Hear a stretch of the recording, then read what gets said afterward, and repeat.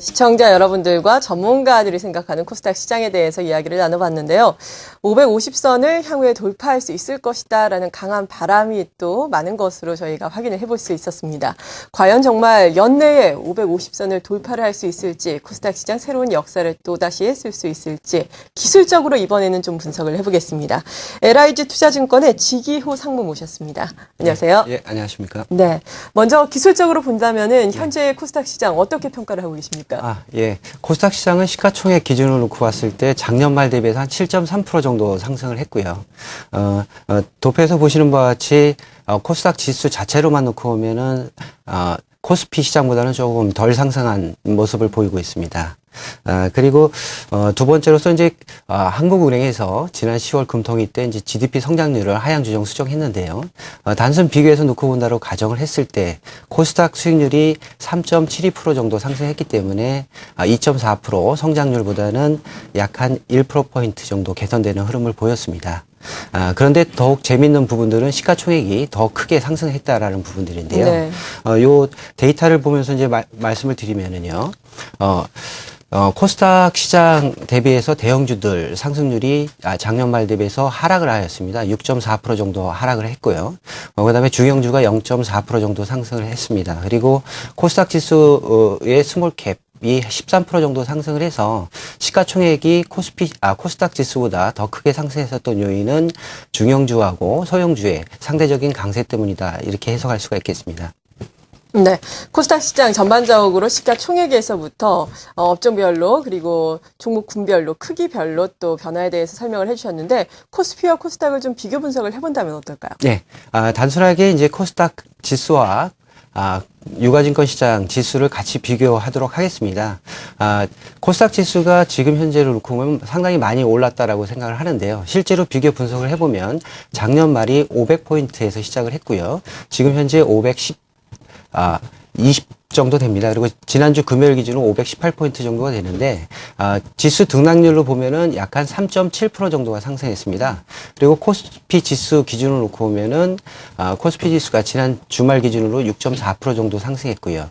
지금 장중 기준으로 놓고 보면은 4.5% 정도 상승했습니다. 그래서 결론적으로 말씀을 드리면 코스닥 지수가 많이 상승했다라는 그런 생각은 들지만 실제 비교 분석을 해보면 코스닥 지수보다는 유가증권 시장, 즉 코스피 지수가 더 많이 상승했다라는 걸 아실 수가 있습니다. 그리고 다음에 도표를 보시면서 또 설명을 드리도록 하겠습니다. 거래소 시장의 시가총액과 코스닥 시장의 시가총액을 같이 비교한 도표인데요. 이 도표를 보시면은 시가총액 기준으로도 코스닥 지수가 7.56% 증가를 했습니다. 근데 유가증권 시장은 요거보다 조금 더 증가한 7.58% 정도 증가를 해서 시가총액 기준으로도 약 0.02%포인트 정도 훨씬 더 많이 증가를 하였습니다. 이렇게 증가했었던 원인을 말씀을 드리면은요. 유가증권 시장이 상대적으로 올해 들어서 약 외국인하고 기관 투자자들이 15조 원 정도를 매수를 했습니다. 근데 코스닥 시장에서는 외국인만 356억 정도를 매수를 했고요. 반면에 기관 투자자들은 올해 들어서 5,697억 정도를 매도를 하였습니다. 이렇게 기관 투자자들이 코스닥 시장에 매도를 했었던 부분들은 이제 두 가지로 요약을 할 수가 있는데요. 네. 하나는 유가증권 시장의 대형주들이 실적이 좋았었다, 상반기까지는. 두 번째로서는 코스닥 시장 과 관련된 중소형주 펀드의 환매가 좀 많이 있었기 때문에 어쩔 수 없이 팔았다. 라고 이제 정의를 할 수 있겠습니다. 네, 그러니까 지난해 연말 대비해서 올해 쭉 살펴보자면은 상승률이라든지 그리고 시가총액 비중 모두 코스피가 코스닥 대비해서 선전을 했습니다. 하지만 우리가 또 이 시점에 코스닥에 주목을 하는 것은 최근 3개월간 코스피가 횡보하는 사이에 코스닥이 상당히 선전을 했기 때문이고 그리고 지난 4년간 이어온 450, 550 내의 지루한 박스권의 상단에 위치해 있기 때문인데요. 먼저 550을 상향 돌파를 한 것인가 이 부분 많이 궁금해 하실 텐데 이 부분에 대해서 알아보기 전에 과거에 좀 박스권의 패턴을 우리가 알아보는 것이 중요할 것 같거든요. 네, 어떨까요? 그렇습니다. 일단 도표를 같이 보시면서 말씀드리도록 하겠습니다. 네. 2009년서부터 450에서 550 사이에 이제 박스권 등락을 보였는데요. 이런 과정하에서 중소형주들이 강세를 보이면서 시가총액은 나날이 커져가고 있습니다. 제가 비교 분석해 본 바에 의하면 시가총액이 인덱스 즉 지수보다는 약 6개월에서 1년 6개월 정도 선행하는 그런 모습들을 보였었고요.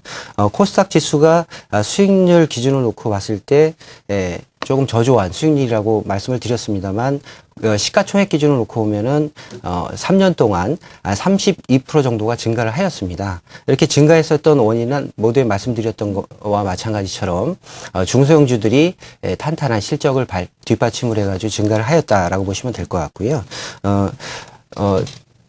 종목을 잠깐 말씀을 드리면 네. 지난주 금요일 기준으로 시가총액 상위 종목군들 중에서 52주 신고가 나온 종목을 보시면은 커버리지가 되고 있는 증권사에서 이제 그 TP가 나오고 있는 그런 종목 중에서 한글과 컴퓨터라는 종목이 있습니다.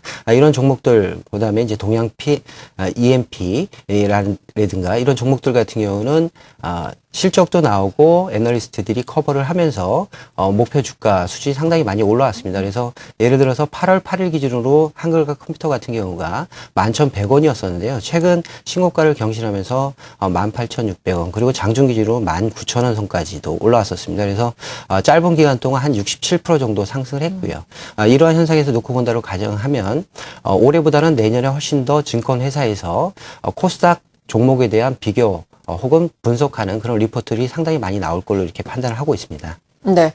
자, 그렇다면은 이제는 과연 550선을 상향 돌파를 할 수 있을지 그 여부에 대해서 들어봐야 할 텐데요. 앞서 보신 저희가 시청자 여러분들을 대상으로 한 설문조사 결과에 따르면은 과반의 시청자 여러분들께서 550은 상향 돌파할 것이다. 이렇게 또 희망적인 의견을 제시를 해주셨거든요. 네. 전문가의 입장으로 보기에는 어떻습니까? 결론부터 말씀을 드리면 연말 연초에 일시적으로 터치는 할 걸로 보고는 있습니다만 유지는 내년 4월 이후에 나올 걸로 이렇게 보고 있습니다. 이렇게 보고 있는 이유는 코스닥 지수가 450에서 550 박스권을 상향 돌파하기 위해서는 기술적 분석에서 이야기하는 돌파 갭이라는 것이 이제 발생을 해야 되는데요. 네. 아직까지는 그러한 현상들이 발생할 가능성은 없습니다. 그래서 첫 번째로서는 두 가지 정도가 굉장히 우호적인 환경에 있다라고 말씀을 드릴 수 있겠는데요. 첫 번째는 이제 정책적인 뒷받침입니다.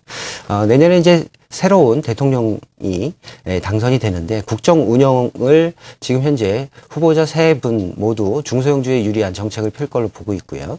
그다음에 한국은행에서 발표한 내년의 경제 성장률 전망 설비 투자가 내년 하반기부터 굉장히 급격하게 증가하는 걸로 이렇게 표시가 되어 있습니다.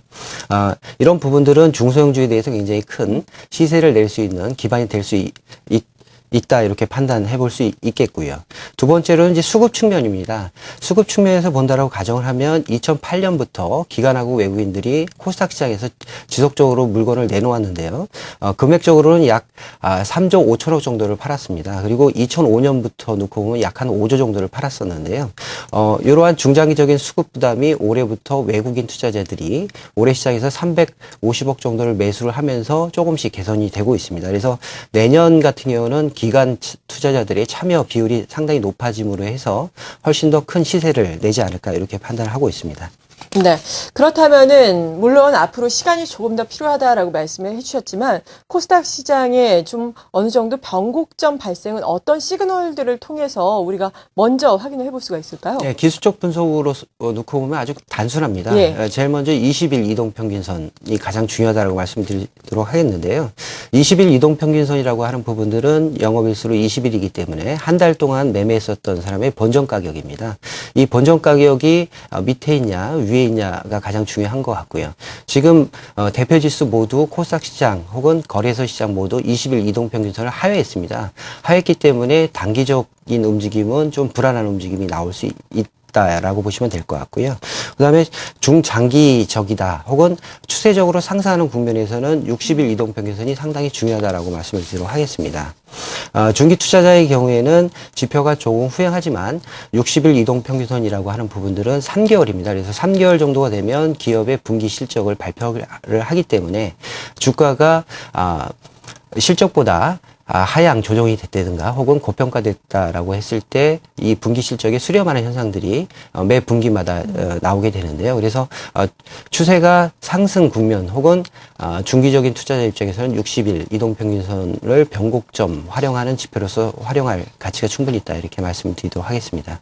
네, 21선과 61선을 주목하자라고 말씀해 주셨습니다.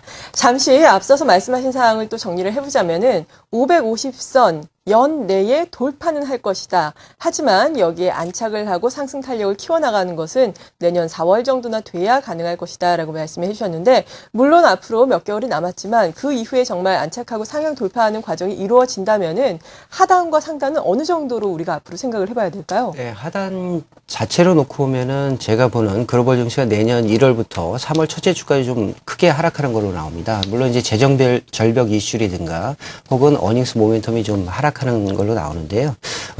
기술적 지표를 가지고 보시면 훨씬 더 설명이 쉬울 것 같습니다. 네. 그림을 보시면서 말씀드리도록 하겠습니다.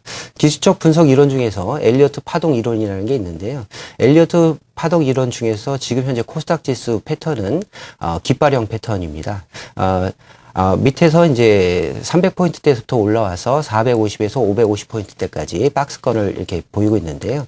이러한 흐름들은 유가증권 시장에서 2009년 9월에서 2010년 8월까지 동일한 현상이 나타났습니다. 이때 지수가 1550에서 1750 박스권이었었는데요. 이러한 박스권 흐름이 450에서 550으로 진행이 된다고 보시면 될 것 같습니다. 그리고 이런 엘리어트 파동 이론의 이중 조정 형태가 나오고 있고요. 이중 조정 형태는 지금 도표에서 보시는 바와 같이 ABC X, 그 다음에 ABC가 형성이 되고 있습니다. 그리고 지금 현재, 4분기 들어서 550선, 그러니까 장중 기준으로 540선까지 상승을 했었었는데요. 이 파동이 첫 번째 파동이기 때문에 반드시 눌림목 파동, 두 번째 파동, 조정 파동이 나오게 되어 있습니다. 이게 제가 볼 때는 내년 3월 초 정도까지 보고 있고요. 그 다음에 이제 파동이 형성된다고 가정을 하면, 550포인트를 돌파갭을 통해서 뚫는 그런 파동들이 나올 것 같습니다. 그리고 목표치는 기본적으로 박스권을 뚫었을 때 450에서 550포인트이기 때문에 100% 1대1을 적용을 하면 최소한 650포인트 정도 볼 수 있을 것 같고요. 엘리어트 파동 이론은 1대 1.618이기 때문에 계산해 보면 711포인트 정도까지도 상승할 가능성이 있어 보입니다. 네, 말씀하신 것처럼 650, 711까지 정말 상승하기를 바라보겠습니다. 코스닥 시장에 대해서 저희가 이야기를 나누고 있습니다. 지금 코너는 또 기술적인 지표를 통해서 코스닥 시장을 낱낱이 우리가 훑어보고 있는 상황인데요. 코스닥 시장 기술적으로 봤을 때 어떤 변화들을 우리가 가장 주목을 해야 하는지 혹은 가장 주의를 해야 하는지 궁금한데요. 네, 모두에 말씀드렸었던 바와 같이 가장 중요한 선은 한 달간 평균값입니다. 20일 이동평균선 값이 굉장히 중요하다라는 부분들을 다시 한번 말씀드리도록 하겠고요. 두 번째로서는 이제 등락 비율입니다. 등락 비율이라고 하는 것은 일반적으로 ADR이라고 표시를 하는데요.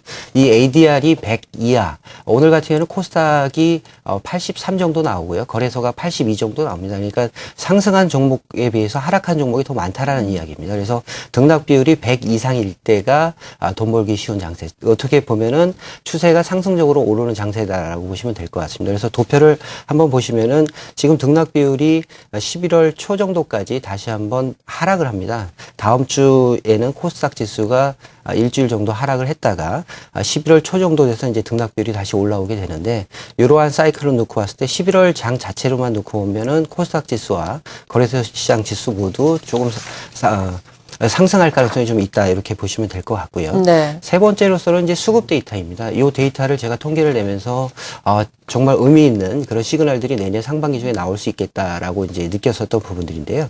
2000년서부터 이제 기관하고 외국인 투자자의 누적 순매수를 추이를 그려놓은 겁니다. 그래서 빨간색 아랫단에 있는 도표를 보시면은 2005년 12월까지 외국인들이 기관하고 외국인 투자자들이 주식을 사다가 1조 2,577억 원 정도까지 사다가 지금은 마이너스 4조 500억 정도까지 팔았습니다. 판 상태에서 이 추세선을 벗어나는 시기가 내년 4월에서 5월 정도가 될 것 같습니다. 그래서 이러한 흐름에서 놓고 본다고 가정을 하면 기관하고 외국인들이 내년 4월에서 5월 정도 코스닥 지수 혹은 코스닥 종목에 대해서 굉장히 불리시한 그런 마인드를 가질 가능성이 상당히 높다. 그래서 이 시기가 모두에 말씀드렸었던 550포인트를 강하게 상향 돌파하면서 돌파가 발생하는 그런 시간대가 아니겠나 이렇게 판단하고 있습니다. 네, 이렇게 오늘 이 시간 두 번째 코너는 기술적인 측면에서 코스닥 시장을 다각도로 또 분석을 해봤습니다. LIG 투자증권의 지기호 상무로부터 도움 말씀 들어봤습니다. 감사합니다. 네, 고맙습니다.